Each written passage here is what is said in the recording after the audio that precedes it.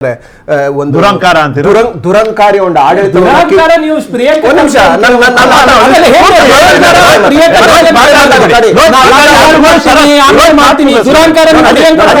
ನಾನು ಹೀಗೆ ಮಾತಾಡಕ್ಕಾಗಲ್ಲ, ನಾನು ಬೇರೆಯವ್ರ ಸಮಯದಲ್ಲಿ ನಾನು ಮಾತಾಡಲ್ಲ. ಸೊ ಇಂಥ ಒಂದು ದುರಂಕಾರಿಗಳ ವಿರುದ್ಧ ನಮ್ಮ ಯುವ ಜನರುಗಳು, ನಾನು ಜೆನ್ಜಿ ಅಂತ ಇವ್ರಿಗೇನೋ ಸಮಸ್ಯೆ ಇದೆಯಂತೆ, ಬೇಡ ನಮ್ಮ ಹೊಸ ಹುಡುಗರುಗಳು ಅಂತ ಹೇಳ್ತೀನಿ.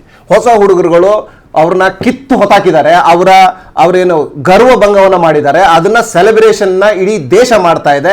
ಅವ್ರ ಪರವಾಗಿ ನಾವಿದ್ದೇವೆ.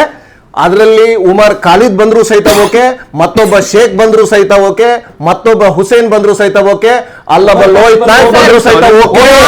ಎಲ್ಲರೂ ನಮ್ಮವರೇ, ಎಲ್ಲರೂ ಭಾರತೀಯರೇ. ಉಮರ್ ಖಾಲಿದ್ ಯಾವನಿಗೂ ಸಹಿತ ಭಾರತೀಯತೆ ಸರ್ಟಿಫಿಕೇಟ್ ಯಾವನಿಂದೋ ಬೇಡ.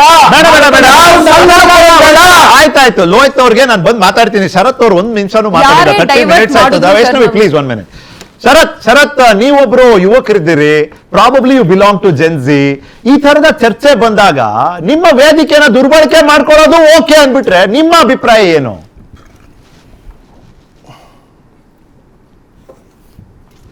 ಶರತ್ ಕೇಳ್ತಿದ್ಯಾ? ಶರತ್, ನಾನು ಕೇಳಿದೆ, ನಿಮ್ಮ ವೇದಿಕೆಯನ್ನ ಬೇರೆ ಬೇರೆ ಕಾರಣಗಳಿಗೆ ದುರುಪಯೋಗ ಮಾಡ್ಕೊಂಡ್ಬಿಟ್ರೆ, ಜೆನ್ಜಿಗಳ ವೇದಿಕೆಯನ್ನ, ಪ್ರತಿಭಟನೆಯ ವೇದಿಕೆಯನ್ನ, ಆರ್ ಯು ಓಕೆ? ಆಗ್ಬೋದಾ ಸರ್? ಅರ್ಧ ಕೇಳಿಸ್ಕೊಂಡಿದ್ದೀನಿ ತಮ್ಮ, ಐ ಮೀನ್ ಸೇಮ್ ವೈಷ್ಣವಿ ಅವ್ರಿಗೆ ಹೇಳಿದ ರೀತಿನೇ ಅಲ್ಲ.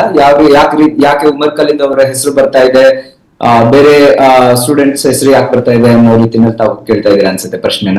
ಸರ್, ಮೊದಲನೇದಾಗಿ I want to address Ajith ಅವ್ರಿಗೆ, I think BJP spokesperson ಅವ್ರಿಗೆ ನೀವು ಒಂದು ಪ್ರಶ್ನೆ ಕೇಳಿದ್ರಿ. ಅವರು very skilfully they have avoided that question. And ಅವರ ಒಂದು ಏನು ಇದಿದೆ, ಪ್ರೊಪಗಂಡಾ ತರ ಇದೆ, ಅದನ್ನೇ ಅವರು ವ್ಯಕ್ತಪಡಿಸಿದ್ದಾರೆ. ಅದನ್ನ first I have to address. Generation G ಏನಿದೆ, ಇವರ ಒಂದು ಮೇನ್ ಕನ್ಸರ್ನ್ಸ್ ಏನಿದೆ, ಅದು ಇವರ ಹೋರಾಟಕ್ಕೆ ಇವತ್ತು ತಗೊಂಡ್ಬಂದಿರೋದು. ನಮ್ಮನ್ನ ಇವತ್ತೇನು ಹೋರಾಟಕ್ಕೆ ತಂದಿದೆ ಅಂದ್ರೆ, ಅದು ನಿರುದ್ಯೋಗ, ಅದು ಬೆಲೆ ಏರಿಕೆ, ಅದು ಯಾವ ರೀತಿ ಮಂದಿರ್ ಮಸೀದಿ ಪೊಲಿಟಿಕ್ಸ್ ನಡೀತಾ ಇದೆ ದೇಶದಲ್ಲಿ, ಮತ್ತೆ ಈ ಎಲ್ಲಾ ಸಂಕಟಗಳನ್ನ ಕಣ್ಮರಿಸ್ತಾ ಇದ್ದಾರೆ. ಸೊ ಇದೊಂದು ಜೆನ್ಯೂನ್ ಕನ್ಸರ್ನ್ ಇಂದ ಬಂದಿರೋದು. ಮತ್ತೆ generations is a very proper classification. ಆರ್ಥಿಕ ವ್ಯವಸ್ಥೆ ಯಾವ ರೀತಿ ಇವತ್ತು ತಂದಿದೆ, ಮತ್ತೆ ಅದ್ರ ಜೊತೆ ಯಾವ ರೀತಿ ಕಲ್ಚರ್ ಜೋಡಿದೆ, ಅದ್ರ ಜೊತೆಯಲ್ಲಿ ಬಂದಿರೋದು ಈ ಕ್ಲಾಸಿಫಿಕೇಶನ್ ಜನರೇಷನ್ ಜಿ. ಮತ್ತೆ ಅವರು ಹೋರಾಟ ಮಾಡಬೇಕಾದ್ರೆ ಈ ಒಂದು ಪ್ರಭುತ್ವದ ಕೆಳಗೆ ಯಾರ್ಯಾರು ಅನ್ಯಾಯಕ್ಕೆ ಒಳಗಾಗಿದ್ದಾರೆ, ಯಾರ್ಯಾರು 5-6 ವರ್ಷಗಳಿಂದ ಚಾರ್ಜ್ ಶೀಟ್ ಇಲ್ಲದೆ ರೀತಿನಲ್ಲಿ ಆರೋಪಿಗಳಾಗಿದ್ರು, ಅವರು ಯಾವ ರೀತಿ ಜೈಲಿನಲ್ಲಿ ಕಾಲ ಕಳೀತಾ ಇದ್ದಾರೆ, ಅವ್ರ ಬಗ್ಗೆ ಮಾತು ಬರೋದು ಸಹಜ. ಸೊ ಅದೇ ನಿಟ್ಟಿನಲ್ಲಿ ಇವತ್ತು ಉಮರ್ ಖಾಲಿದ್ ಅವರು ಒಬ್ರು ಸ್ಟೂಡೆಂಟ್ ಆಗಿದ್ರು, ಅವರು ಒಬ್ರು ಸ್ಟೂಡೆಂಟ್ ಲೀಡರ್ ಆಗಿದ್ರು. CA NRC ಕಾನೂನು ಏನ್ ಬಂದಿತ್ತು ಅದರ ವಿರುದ್ಧ ಒಂದು ಶಾಂತಿಯುತ ಪ್ರತಿಭಟನೆ ಮಾಡಿದವರಾಗಿದ್ರು. ಅವರ ಬಗ್ಗೆ ಮಾತು ಬರೋದ್ರಲ್ಲಿ ಇದರಲ್ಲಿ ಯಾವುದೇ ರೀತಿ ತಪ್ಪಿಲ್ಲ ಅನ್ನೋದು ನನ್ನ ಒಂದು ಅನಿಸಿಕೆ ಅಂತ ನಾನು ಹೇಳ್ತಾ ಇದ್ದೀನಿ. ಸರಿ ಬಿಡಿ, you said what you said. Lalaji, ನೀವು ಹೇಳಿದ್ರಿ ಮ್ಯಾನಿಪ್ಯುಲೇಟ್ ಬಹಳ ಸುಲಭ ಅಂತ. ಒಂದ್ ನಿಮಿಷ Sharath, I coming back to you. I come back to you Sharath. ಬರ್ತೀನಿ, ನಾನು ನಿಮ್ಮ ಬಳಿ ಬರ್ತಾ ಇದ್ದೀನಿ, ಮತ್ತೆ ಬರ್ತೀನಿ ಶರತ್, ಬರ್ತೀನಿ. I come back to you Sharath. 1 minute. Lalaji Nayak, ನೀವು ಹೇಳಿದ್ರಿ ಮ್ಯಾನಿಪ್ಯುಲೇಟ್ ಮಾಡೋದಕ್ಕೆ ಬಹಳ ಈಸಿ ಇದೆ, ನೆಗೆಟಿವಿಟಿನ ಇವರಲ್ಲಿ ಎಷ್ಟು ಈಸಿಯಾಗಿ ಇನ್ಫ್ಯೂಸ್ ಮಾಡ್ಬೋದು ಅಂತ. ಆದ್ರೆ ಇಲ್ಲಿ ಪ್ರಶ್ನೆ ಇರೋದು, ಇವ್ರ ಅಭಿಪ್ರಾಯನೇ ಅಲ್ವಾ? If they say Umar Khalid is okay, you may disagree, but what you have to say? ಅವರ ಅಭಿಪ್ರಾಯನೇ ಅಲ್ವಾ ಅನ್ನೋ ಪ್ರಶ್ನೆಗೆ ನೀವೇನು ಹೇಳ್ತೀರಿ? ನೀವು ಕೂಡ ನಿಮ್ಮ ಅಭಿಪ್ರಾಯವನ್ನ ವ್ಯಕ್ತಪಡಿಸ್ತೀರಿ ಸಾಮಾಜಿಕ ವೇದಿಕೆಗಳ ಮೇಲೆ, ಸೊ ಇನ್ಸ್ಟಾಗ್ರಾಮ್ ನಲ್ಲಿ, ಬೇರೆ ಬೇರೆ ಕಡೆ. You criticise the Congress, you criticise so many things.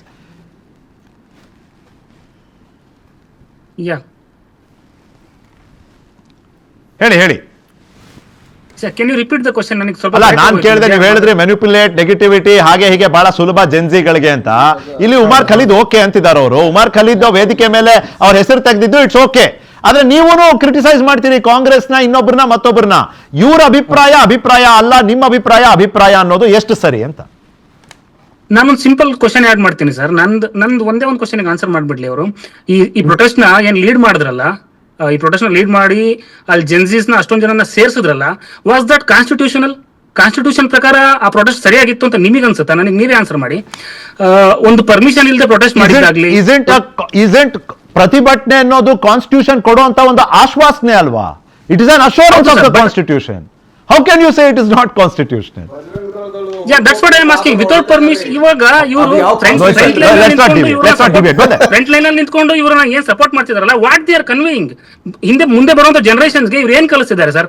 Constitution follow ಮಾಡೋದನ್ನ ಕಲಿಸಿದಾರೆ ಅಥವಾ ಅದನ್ನ ಅಪೋಸ್ ಮಾಡ್ಕೊಂಡು ನಮಗೆ ನಮಗೆ ಒಂದು ಅನ್ಯಾಯ ಆಗಿದೆ ಅದನ್ನ ಕೇಳಬೇಕು ಅಂದ್ರೆ ಅದನ್ನ ಕ್ರಾಂತಿಕಾರಿ ರೂಪದಲ್ಲಿ ಹೋಗಿ ನಾನು ಸಂಸತ್ನ ಈಗ ಮೋಹನ್ ಭಾಗವತ್ ಅವರು, ನಾನು ಇದಕ್ಕೂ ಮುಂಚೆ ಹೇಳ್ತಿದ್ದೆ ಲಾಲಾಜಿ ಅವರೇ, ಮೋಹನ್ ಭಾಗವತ್ ಅವ್ರು ಹೇಳಿದ್ದಾರೆ, ಜಬ್ ಸಂವಾದ್ ಸೆ ಬಾತ್ ನಹಿ ಬಂತಾ तो आंदोलन रास्ता है और आंदोलन भी एक तरीका का संवाद है. ಅಂದ್ರೆ ಈ ಮಾತುಕತೆಯಿಂದ ಇತ್ಯರ್ಥ ಆಗ್ಲಿಲ್ಲ ಅಂದ್ರೆ ಪ್ರತಿಭಟನೆ ದಾರಿ, ಮತ್ತೆ ಪ್ರತಿಭಟನೆ ಕೂಡ ಒಂದ್ ರೀತಿಯ ಸಂವಾದವೇ ಅಂತ.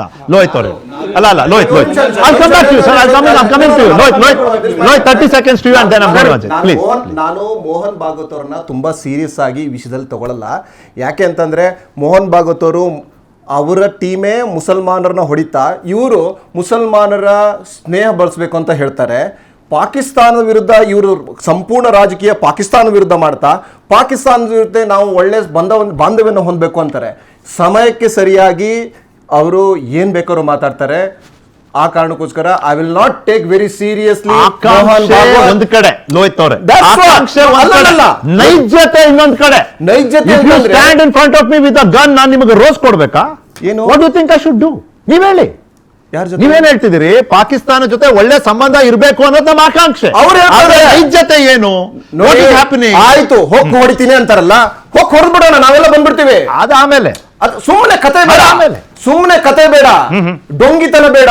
ಆ ಕಾರಣಕ್ಕೋಸ್ಕರ ಮೋಹನ್ ಭಾಗವತ್ ಅವ್ರ ಬಗ್ಗೆ ಹೇಳ್ತಾ ಇರೋದು. ಮುಸಲ್ಮಾನರನ್ನ ಇಡೀ ದಿವಸ ಹೊಡಿತೀರಾ? To the point. ಬನ್ನಿ ಇಲ್ಲಿಗೆ ಬನ್ನಿ, ನೀವೆಲ್ಲಗೋ ಹೋಗ್ಬಿಡ್ರಿ. ಅಜಿತ್ ಸರ್, ಒಂದು ಈ ಡಿಬೇಟ್ ಮಧ್ಯ ಒಂದು 2-3 ಮೂಲಭೂತ ಪ್ರಶ್ನೆಗಳಿಗೆ ನಾನು ಉತ್ತರ ಕೊಡ್ತೀನಿ. ಪ್ಲೀಸ್. ಒಂದು, ನೀಟ್ ಪರೀಕ್ಷೆ ಇತಿಹಾಸದಲ್ಲಿ ಈಗ ನಮ್ಮ ಸ್ವತಂತ್ರ ಭಾರತ ಇತಿಹಾಸ ತಗೊಂಡ್ರೆ ಬಹಳಷ್ಟು ಪರೀಕ್ಷೆಗಳು, ಇದೇನು ಈ ಮೋದಿ ಸರ್ಕಾರದಲ್ಲಿ ಇದು ಮೊದಲನೇ ಬಾರಿ ಪೇಪರ್ ಲೀಕ್ ಆಗ್ತಿರುವಂಥದ್ದಲ್ಲ. ಸ್ವತಂತ್ರ ಭಾರತದ ಇತಿಹಾಸ ತಗೊಂಡ್ರೆ ನಿಮಗೆ 10 ಉದಾಹರಣೆಗಳು, ಮತ್ತೆ ಕಾಂಗ್ರೆಸ್ ಸರ್ಕಾರದಲ್ಲೇ ಜಾಸ್ತಿ ಉದಾಹರಣೆಗಳು ಸಿಗ್ತಾ ಇದ್ದಾವೆ ಪೇಪರ್ ಲೀಕ್. ಆದರೆ ಈ ಎಲ್ಲಾ ಪೇಪರ್ ಲೀಕ್ಗಳಲ್ಲೂ ಒಂದು ಫಂಡಮೆಂಟಲ್ ಏನು ಗೊತ್ತಾ ನಿಖಿಲ್? ಎಲ್ಲಾ ಪರೀಕ್ಷಾ ಅಕ್ರಮಗಳನ್ನ ಸರ್ಕಾರ ಮೊದಲೇ ಗುರುತಿಸಿ ಪರೀಕ್ಷೆಯನ್ನ ನಿಲ್ಲಿಸಿ ಮತ್ತೆ ಪರೀಕ್ಷೆ ಮಾಡಿದ್ದು ಉದಾಹರಣೆ ನಿಮ್ಗಿಲ್ಲ. ಅಂದ್ರೆ ನಮ್ಮ ಹುಡುಗರದು ಸಮಸ್ಯೆ ಏನು? ಯಾಕೆ ಆಟ ಆಡ್ತೀರಿ? ಹೇಳ್ತೀನಿ ಕೇಳಿ ಸರ್. ತಡಿಯೋ ಕೆಲಸ ನಿಮ್ದು, ಅದಾದ್ಮೇಲೆ ಬರಬೇಡಿ ನೀವು. ತಡಿಬೇಕು, ನೀವು ಸೋರಿಕೆ ಆಗೋದನ್ನೇ ತಡಿಬೇಕು. That's your job. ಅದನ್ನೇ ನಾವು ಹೊಣೆಗಾರಿಕೆ ಎಕ್ಸ್ಪೆಕ್ಟ್ ಮಾಡ್ತಿರೋದು. ವೈಷ್ಣವಿ ಪರವಾಗಿ ನಾನು ಮಾತನಾಡ್ತಿದ್ದೀನಿ. I am not Gen Z, I am to old for it. But ನಾ ಹೇಳ್ತಿದ್ದೀನಿ, ಅವರ ನಿರೀಕ್ಷೆ ಏನಿದೆ ಗೊತ್ತಾ? ಸೋರಿಕೆನೇ ಆಗಬಾರ್ದು. ಸೋರಿಕೆ ಆದ್ಮೇಲೆ ನೀವು ನಿಲ್ಸಿದ್ರಿ ಅಂದ್ರೆ there is no marks for that. ಅದು ಕರೆಕ್ಟ್. ಅದು ಸೋರಿಕೆ ಆಗಬಾರ್ದು. ಆದರೆ ದುರಂತ ಅಂದ್ರೆ ಸೋರಿಕೆ ಆಗ್ತಾ ಇದೆ. ಸರ್ಕಾರ ನಿಮ್ಗೆ ಗೊತ್ತು, ಪರ್ಮನೆಂಟ್ ಎಕ್ಸಿಕ್ಯೂಟಿವ್ ಮತ್ತೆ ಟೆಂಪರರಿ ಎಕ್ಸಿಕ್ಯೂಟಿವ್, ಪೊಲಿಟಿಕಲ್ ಎಕ್ಸಿಕ್ಯೂಟಿವ್ ಏನು, ಬ್ಯೂರೋಕ್ರಸಿ ಅಂದ್ರೆ ಏನು, ಪೊಲಿಟಿಕಲ್ ಸೈನ್ಸ್ ಓದೋರು ಗೊತ್ತು. ಈಗ ಆ ವ್ಯವಸ್ಥೆಗಳು ನಿಯಂತ್ರವಾಗಿರ್ತವೆ. ಈಗ ರಾಜಕೀಯ ಅಧಿಕಾರ 5 ವರ್ಷಕ್ಕೊಂದ್ಸತಿ ರಿನ್ಯೂ ಆಗಬೇಕು, ಸರ್ಕಾರ ಹೋಗ್ತವೆ ಬರ್ತವೆ. ಆದರೆ ನಿಮ್ಮ ಬ್ಯೂರೋಕ್ರಸಿಯಲ್ಲಿ ಇರುವ ವ್ಯವಸ್ಥೆ ಹಾಗೆ ನಿರಂತರವಾಗಿ ಇರ್ತದೆ. ನಿಮಗೆ ಅದನ್ನ ಸುಲಭವಾಗಿ ತಿದ್ದೋದಕ್ಕಾಗಲ್ಲ. ಆದರೆ ಇದೊಂದು ನಿರಂತರವಾದ ಪ್ರಕ್ರಿಯೆ. ಈ ಪ್ರಕ್ರಿಯೆಯಲ್ಲಿ ನಿಮಗೆ ಇದುವರೆಗೆ ಯಾವುದೇ ಸರ್ಕಾರ ನಿಮಗೆ ಒಂದ್ಸತಿ ಪೇಪರ್ ಲೀಕ್ ಆಗಿದೆ ಅಂತ ಗೊತ್ತಾದಾಗ ಸರ್ಕಾರವೇ ಅದನ್ನ ಹೊಣೆ ಹೊತ್ತು ಇಲ್ಲ ಲೀಕ್ ಆಗಿದೆ ಮತ್ತೆ ಪರೀಕ್ಷೆ ಮಾಡಬೇಕು ಅಂತ ಹೇಳಿ ಮಾಡಿದ್ದು ಮೊದಲ ಸರ್ಕಾರ ಮೋದಿ. ಇಲ್ಲಿವರೆಗೆ ಅದಾಗಲಿಲ್ಲ. ನಿಮಗೆ ಸರಿ ಮಾಡಬೇಕು ಅಂದ್ರೆ ಫಸ್ಟ್ ಅದ್ರ ಹೊಣೆ ಹೊರಬೇಕು. ಹೊಣೆ ಹೊರದೆ ನಿಮಗೆ ಸರಿ ಮಾಡಕ್ ಆಗಲ್ಲ. ಹೌದು, ಲೀಕ್ ಆಗಿದೆ ಅಂತ ಮೊದಲ ಬಾರಿ ಒಬ್ಬ ದೇಶದ ಎಜುಕೇಶನ್ ಮಿನಿಸ್ಟರ್ ಹೌದು ಆಗಿದೆ ಅಂತ ಒಪ್ಕೊಂಡು ಅದ್ರ ಸೀರಿಯಸ್ನೆಸ್ ಗೊತ್ತವ್ರಿಗೆ. ಒಪ್ಕೊಂಡ್ರೆ ಏನಾಗುತ್ತೆ, ಇಲ್ಲ ನನ್ನ ಹೆಗಲಿಂದ ನೋಡೋಣ, ಮುಂದೆ ಕೋರ್ಟಲ್ಲಿ ನೋಡೋಣ ಅಂತ ಮಾಡಲಿಲ್ಲ ಅವರು. ಒಪ್ಕೊಂಡು 1 ತಿಂಗಳಲ್ಲಿ ಎಕ್ಸಾಮ್ ಮಾಡ್ತಾರೆ. ಆ ಪರೀಕ್ಷೆ ಸೋರ್ಬೇಕು. ಈ ಪರಿಸ್ಥಿತಿ ಒಳಗೆ ಪೇಪರ್ ಸೋರಿಕೆ ಆಗಬಾರ್ದು ಅಂತ ಹೇಳಿ ಏರ್ ಫೋರ್ಸ್ ಅನ್ನು ಇನ್ವಾಲ್ವ್ ಮಾಡ್ತಾರೆ, ಟಾಸ್ಕ್ ಫೋರ್ಸ್ ಮಾಡಿಬಿಟ್ಟು ಒಂದು ಒಳ್ಳೆ ರೀತಿಯ ಪರೀಕ್ಷೆಯನ್ನು ಮಾಡಿ ಮುಗಿಸ್ಕೊಡ್ತಾರೆ. ಆಮೇಲೆ ಹೇಳ್ತೀನಿ ಕೇಳಿ, ಹೊಣೆಗಾರಿಕೆಯ ಕಂಪ್ಲೀಟ್ ನಿರೀಕ್ಷೆಯ ವ್ಯಾಪ್ತಿ ಇದೆಯಲ್ಲ, ಇವಾಗ ನೀವು ಹೊಣೆ ಹೊತ್ತಿದ್ದೀರಿ ಅಜಿತ್. ಹೌದು, ಇಲ್ಲ ರೀ, ತಪ್ಪಾಯ್ತಿದ್ದು. ಇಲ್ಲ, ಅದು ಮುಂದೆ ತಪ್ಪಾಯ್ತಿದ್ದು, ನಾನ್ ರಿಸೈನ್ ಮಾಡ್ತೀನಿ. ನಾವು ಹಿಂದೆ ನೋಡಿಲ್ವಾ ಸರ್ ತಮಿಳ್ನಾಡಲ್ಲಿ ಆಗಿರುವಂತ ರೈಲ್ವೆ ಆಕ್ಸಿಡೆಂಟ್ ಡೆಲ್ಲಿಲಿ ಕೂತಂತ ಮಂತ್ರಿ ರಿಸೈನ್ ಮಾಡೋದು ಈ ದೇಶದ ಉದಾಹರಣೆ ಇಲ್ವಾ ಸರ್? ನಾನು ಹೇಳ್ತೀನಿ ಸರ್.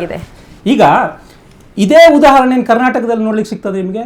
ಪ್ರಿಯಾಂಕಾ ಖರ್ಗೆ ಅವ್ರು ಏನ್ ಹೇಳಿದ್ರು, ಪೊಲೀಸ್ ಎಕ್ಸಾಮ್ ನಲ್ಲಿ OMR ಶೀಟ್ ಬದಲಾದಾಗ ಅದಾಗ್ತದ್ರಿ ಅಂತ ಮೇಲೆ OMR ಶೀಟು ಮತ್ತೆ ನೀವು ಎಕ್ಸಾಮ್ ಅಲ್ಲಿ ಒಂದೇ ನಂಬರ್ ಯಾಕೆ ಕೊಡ್ತೀರಿ? OMR ಶೀಟ್ಗೂ ಎಕ್ಸಾಮ್ಗೂ ಒಂದೇ ನಂಬರ್ ಯಾಕೆ ಕೊಡ್ತೀರಿ? ಅಂದ್ರೆ ಹೊಣೆಗಾರಿಕೆ ಹೊಣೆಗಾರಿಕೆ ಅನ್ನೋದು ಬರೀ ಬಿಜೆಪಿ ಮಾತ್ರ ಅಲ್ಲ. ಪ್ರಿಯಾಂಕಾ ಖರ್ಗೆಗೂ ಹೊಣೆಗಾರಿಕೆ ಇದೆ, ಡಿ ಕೆ ಶಿವಕುಮಾರ್ಗೂ ಹೊಣೆಗಾರಿಕೆ ಇದೆ, ರಾಹುಲ್ ಗಾಂಧಿಗೂ ಹೊಣೆಗಾರಿಕೆ ಇದೆ. ಜಾರ್ಖಂಡ್ ಅಲ್ಲಿ ಪ್ರತಿಭಟನೆ ಮಾಡ್ತಾ ಇದಾರಲ್ಲ